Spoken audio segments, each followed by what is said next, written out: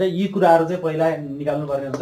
त्यसको लागि चाहिँ आज कस्तो खालको मोटरको हिसाब निकाल्दै छौँ त भन्दाखेरि चाहिँ 24 स्लट 24वटा स्लट भएको सिंगल लेयर भनेको कुनै पनि स्लटमा कोइल चाहिँ खप्टेको छैन, नखप्टेको भनेको है। कुनैमा चाहिँ एउटै स्लटमा पनि दुईटा कोइल गएको हुन्छ, तर यो भन्नु खोजेको चाहिँ कुनै स्लटमा पनि कोइल चाहिँ खप्टेको छैन। कुरा बुझ्यो नि? त्यस्तो खालको मोटर कति पोलको? 2 पोलको, कति फेजको? 3 फेजको है। बुझ्यो नि? अब यसको चाहिँ हामी अब हिसाब निकाल्दैछौँ है। यो अगाडि यस्तो गर्नु ल। अब हामी टोटल स्लट अब यो अब आफूहरूले त यो सरै पालो सार्नु पर्यो। मेरोमा चाहिँ यहीँ भएको भएर म यहाँ लेख्दै जान्छु।